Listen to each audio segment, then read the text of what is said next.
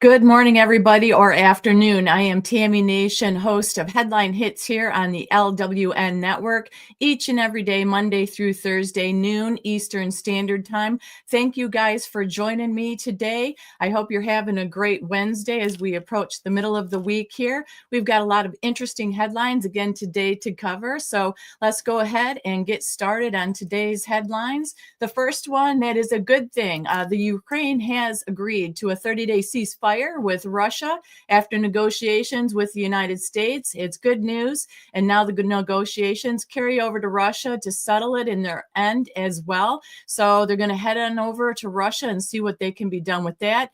If you guys remember, in a meeting with Zelensky last month, Trump abruptly ended his meeting with the Ukrainian president because of his behavior and blow up in the Oval Office.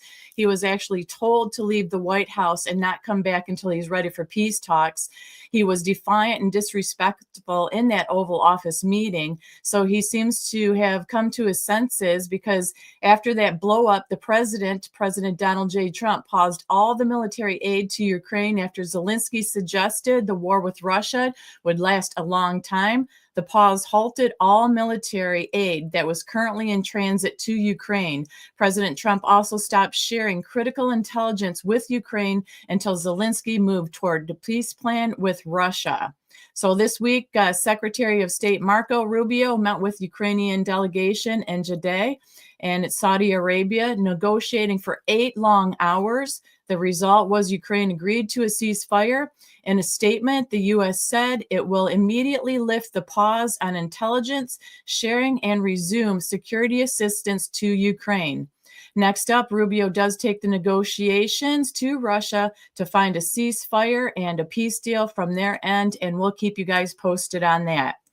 Next up, we have an interesting interview that came up with California Governor Gavin Newsom and Turning Point USA's founder, Charlie Kirk, with Newsom admitting the Democrats have taken wildly unpopular positions in certain issues, such as men competing in women's sports, but will continue maintaining such losing stances as a matter of principle. He said, "I don't mind losing. Sometimes you lose on principle," Newsom stated. Newsom was specifically referring to his unwillingness to agree with Kirk that men should not compete in women's sports, arguing that for him it is a matter of principle, not politics. Gavin Newsom stated, "I am deeply mindful of the politics of this, which are very unhelpful personally and unhelpful more broadly and professionally to the Democratic Party and our brand. The Democratic Party brand has just been crushed." Earlier in their conversation, Kirk had urged Newsom to step up and say no to male athletes participating in female sports, to which the California governor replied by admitting that he completely agrees with Kirk on the issue of fairness. "It's deeply unfair," Newsom said, and adding that nonetheless he cannot take the stance that biological men should not participate in women's sports. And then the governor went on to explain his position, stating, "On the issues of fairness, I completely agree. So that's easy to call out, the unfairness of that. There is also a humility and a grace that these poor people are more likely to commit suicide and have anxiety and depression. And the way that people talk down to vulnerable communities is an issue that I have a hard time with as well. So both things I can hold in my hand. How can we address this issue with the kind of decency that I think is inherent in you, but not always expressed on the issue, but at the same time deal with the unfairness?" And with that statement, Charlie Kirk said, "Well, you asked a good faith question. How do Democrats get out of the wilderness?" before reminding Newsom that the left's stance on this topic is still wildly unpopular, stating this one is a 80-20 issue. And then Newsom conceded, saying, "I agree with you. We're getting crushed on it. Even my own friends and cohorts, people say, what the heck is going on? Why aren't you calling this out? When did this happen?" The governor did note this before reiterating that he still cannot bring himself to change his stance on the matter. So Kirk went on to explain to Newsom that the difference between liberals and conservatives is this: you guys will tend to view an incident through an oppressed lens, and we as conservatives tend to view things through right or wrong or plain just or unjust. So the country is going to go for more in our direction and away from your direction, because the problem with oppress or oppressed is eventually you run out of oppressors and you start creating them out of thin air. So kind of a flip-flop kind of deal there from Gavin Newsom, but I thought it was interesting how he tried to explain his stance on all of this with men and women's sports. No justifying it in my mind. Then as we move on, we are going to ask, are your fries RFK'd, and what does that mean? Health and Human Services Secretary Robert F. Kennedy Jr. traveled to a Steak and Shake in Florida over the weekend with Fox News host Sean Hannity, days after the company announced it would be cooking its iconic shoestring fries in beef tallow. Steak and Shake has been great. We're very grateful to them for RFKing the French fries. They turned me into a verb, Robert F. Kennedy stated. The company said it had officially started cooking with 100% all-natural beef tallow at all of its locations. Steak and Shake touts itself as the only burger chain in the United States to switch from vegetable oil to beef tallow, which is a rendered fat. The consumer wants the best and deserves the best. By adopting 100% beef tallow, Steak and Shake is delivering the best fries possible.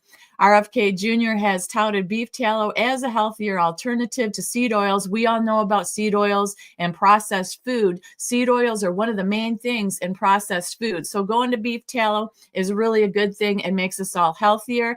Kennedy stated that we're poisoning ourselves, and it's coming from, principally these ultra-processed foods. He also added, Kennedy said, that the Trump administration is committed to radically transparency, and we want to incentivize and other companies to make the switch for more traditional and natural ingredients. RFK Jr. has met with the CEOs of big-name food companies like General Mills, WK Kellogg Company, Kraft Heinz, and the J.M. Smucker Company Monday to address ways to advance food and safety and consumer trust. We all know we don't trust our foods. We don't even trust some of the things that are done in greenhouses, and it goes on and on. And we know that RF Kennedy Jr., his whole goal is to make America healthier again. He said, according to the Centers for Disease Control and Prevention, nearly 40% of the U.S. adult population is obese. And he said, food is medicine. And by changing our diets, we can lose some of those diagnoses of illnesses that we have.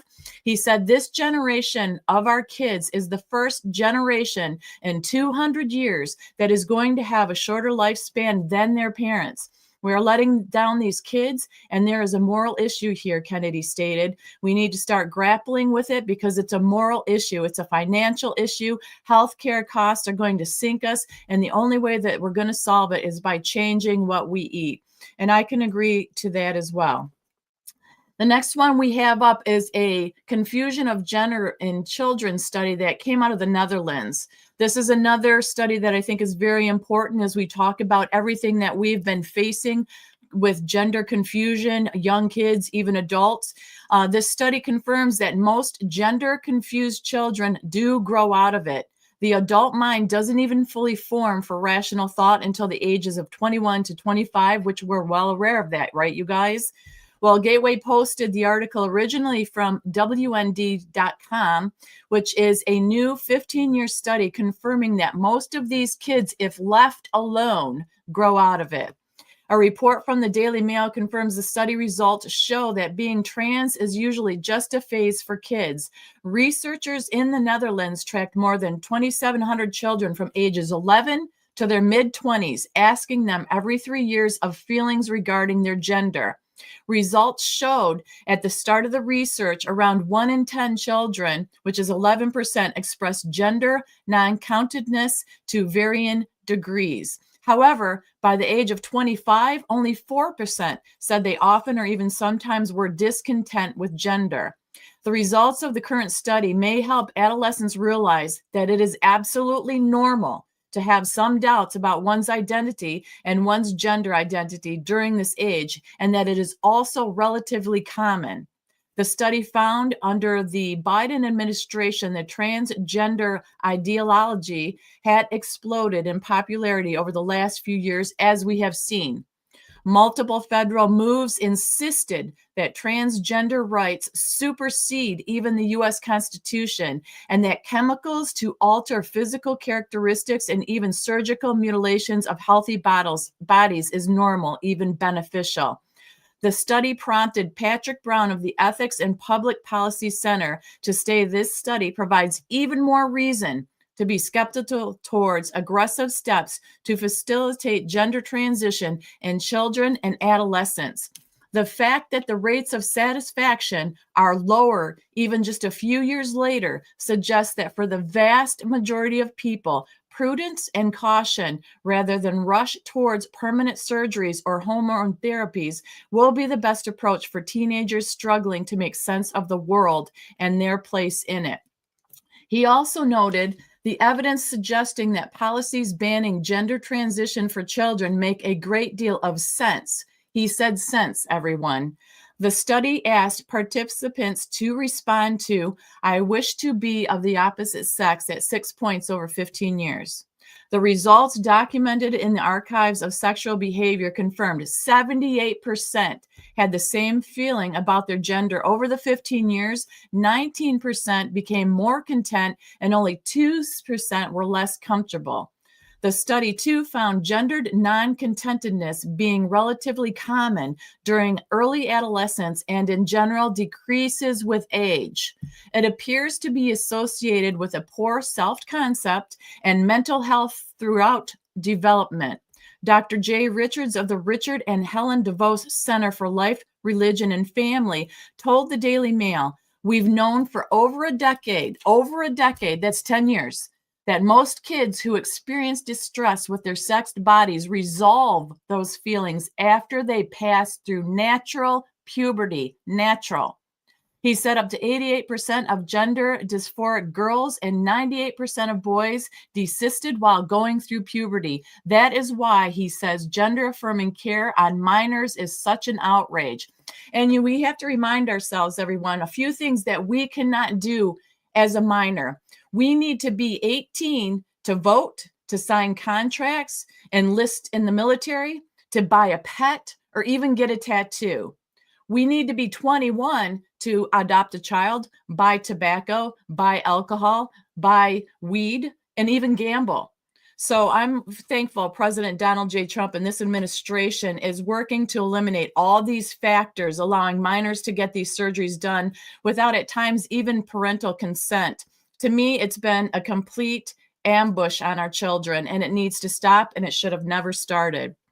As we go ahead on the next article, Elon behind the scenes of Doge. We know that Doge has been facing much criticisms from people.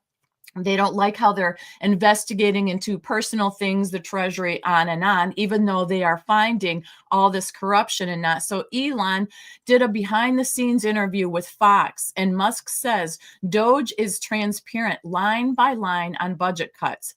Elon gave the behind the scenes look at how his team operates and identifies alleged spending waste and fraud.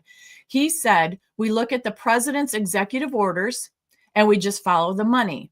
We started looking closely at USAID because they were completely violating the president's executive orders to suspend foreign aid. I think one of the biggest sources of fraud in the world is government-funded, non-government organizations."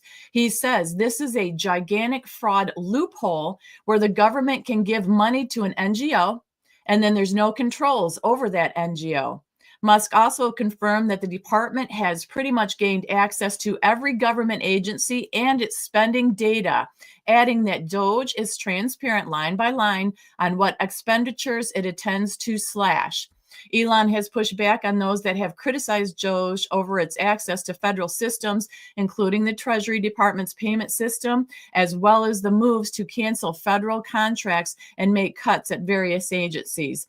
He said that what we're doing here is adding care and competence. He said there is a massive amount of fraud, basically people submitting Social Security numbers for Social Security benefits, unemployment, Small Business Administration loans, and Medicare. And he says we are trying to put a stop to all of that. So that is a little behind the scenes, step by step, exactly how DOGE is operating. It's not like they're just going in and throwing things around and then grabbing whatever is there. They have a process that they're following, and he explained it there, and I thought that was pretty clear.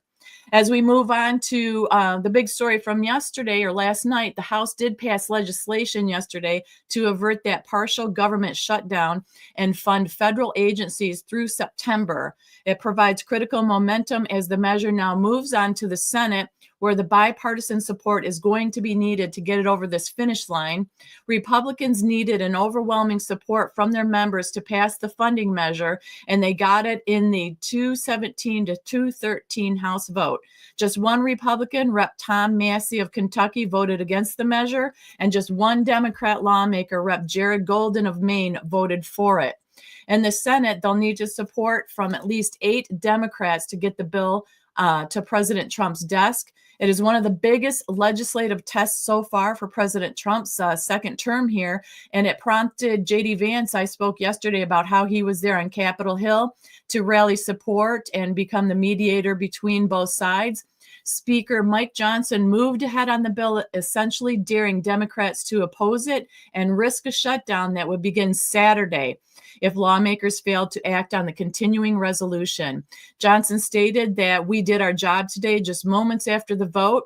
Johnson's strategy had the backing of Donald Trump, who called on Republicans to remain united, not dissent. He said, fight for another day when the timing is right. So lawmakers said the bill would trim $13 billion in non-defense spending from the levels in 2024 budget and increase defense spending by $6 billion, which are really kind of flat charges for both categories when compared to the over top line of nearly $1.7 trillion in discretionary spending.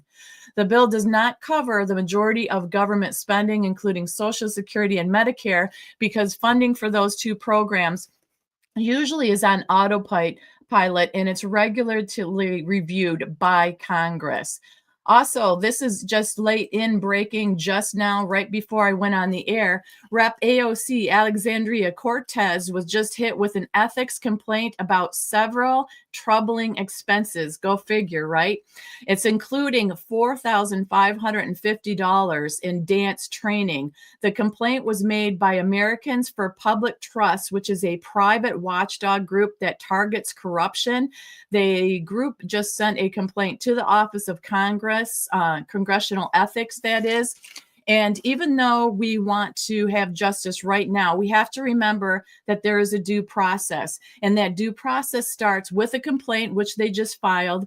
Then it moves on to an investigation, and then it continues to a deposition.